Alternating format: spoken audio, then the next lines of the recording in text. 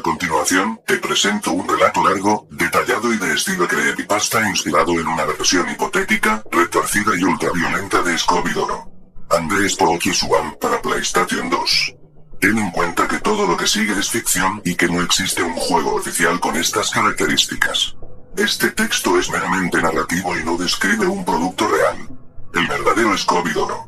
Andrés Pookie Swamp. La historia prohibida había escuchado rumores en foros oscuros de internet sobre una supuesta versión alternativa de Scooby-Doo. Andrés Pookie Swamp, un juego de PlayStation 2 que, en teoría, había salido de forma limitada antes de ser retirado por Warner Bros. Y el estudio desarrollador. Según contaban, esta versión no era la misma aventura colorida y amigable para niños que todos conocían, sino algo muy diferente. Una experiencia macabra, sangrienta y plagada de detalles que iban más allá de la simple resolución de misterios. Prólogo. El disco misterioso. Un día, navegando en un sitio de subastas en línea, me topé con un vendedor que ofrecía Scooby-Doo. Andrés Pookie Swamp, versión beta ultraviolenta. La descripción decía que contenía escenas censuradas, enemigos reales y terror psicológico. Aunque parecía una broma, la curiosidad pudo más que la prudencia, así que lo compré. Al llegar el paquete, abrí la caja y me encontré con un disco de PS2 sin carátula original, apenas marcado con un plumón negro que decía Spooky Swamp Beta. Inserté el disco en mi vieja PlayStation 2, encendí la consola y me dispuse a jugar. Desde el primer momento, todo se sentía raro. La intro no era la misma de siempre, ni el típico menú con la música alegre de Scooby-Doo. En lugar de eso, me recibió una pantalla negra con el logo de Warner Bros. Casi en sombras y un audio muy distorsionado. Capítulo 1. Un inicio familiar. Casi el juego arrancó con la banda del misterio a bordo de la máquina del misterio, acercándose a un pantano. En la versión oficial, suele aparecer la música característica y bromas de Shaggy y Scooby. Aquí, en cambio, se escuchaba un silencio pesado, solo interrumpido por el crujido de la grava bajo las ruedas y un vago murmullo de voces que no distinguía bien. Cuando la cinemática finalizó, controlé al protagonista humano, un personaje editable que se suponía que representaba al jugador. Me sorprendió ver que podía nombrarlo, pero al escribir, el teclado virtual se llenó de letras ensangrentadas. Fue un presagio de lo que vendría. Capítulo 2. Un pantano demasiado realista. Normalmente, Scooby-Doo. Andrés Pookie Swamp es un juego de exploración ligero, con enemigos caricaturescos y búsquedas de galletas Scooby para desbloquear disfraces. En esta versión, el pantano era oscuro, con agua lodosa hasta la cintura del personaje, árboles retorcidos y una neblina densa. Podías escuchar el zumbido de mosquitos y ranas croando, pero con un tono casi siniestro. La primera misión seguía la trama básica, encontrar algunas galletas Scooby para pagar un disfraz. Pero cuando abrí el menú de disfraces, aparecieron ropas cubiertas de sangre, máscaras con ojos huecos y trajes que parecían hechos de piel humana. Las galletas Scooby tenían un color rojizo y un brillo extraño. Capítulo 3. Los primeros monstruos. Avancé por el pantano hasta toparme con un mini jefe, un zombie hinchado y pálido. En la versión oficial, hubiera sido un enemigo cómico, pero aquí era repulsivo, con trozos de carne colgando y órganos semi-expuestos. Al atacarlo con golpes y patadas, en el menú de combate, noté que podía arrancarle extremidades si lograba un combo alto. La violencia se mostraba con todo detalle. Sangre y pedazos de piel salpicaban la pantalla. Cada vez que derrotaba a un enemigo, aparecía un recuento de cadáveres en la esquina inferior, con un número creciente y la palabra Body Count. No era un simple juego de Scooby-Doo. Se sentía como un survival horror demasiado gráfico. Capítulo 4. La historia se vuelve oscura entre combate y combate. Los diálogos con los NPC de los pueblos eran muy extraños. Velma hablaba de experimentar con cadáveres para entender la naturaleza del pantano. Shaggy tenía crisis de pánico y mencionaba que Scooby había empezado a disfrutar la carne de los enemigos.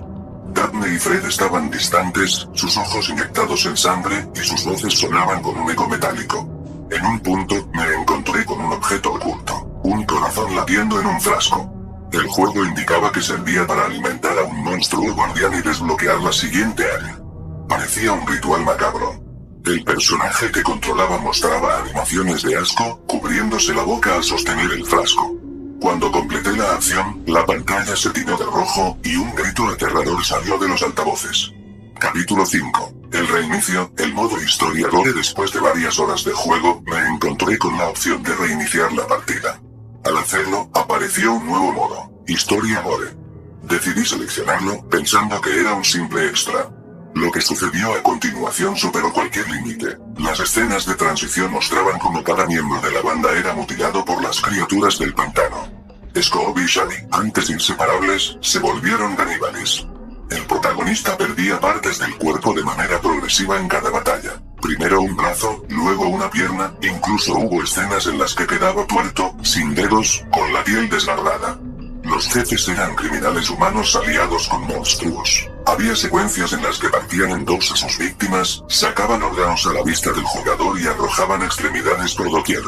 El escenario se llenaba de cadáveres, los charcos de sangre crecían y la atmósfera era de auténtica pesadilla. Capítulo 6. El combate final. Tras mucho sufrimiento, llegué al jefe principal. Era una fusión retorcida de varios monstruos. El espíritu del pantano, un demonio con tentáculos y un científico loco. Su guarida estaba repleta de cuerpos empalados, y de fondo se escuchaban lamentos y alaridos de dolor. Fase 1. Ataqué con lo que me quedaba, un puño y una pierna. Cada golpe arrancaba pedazos de su piel escamosa.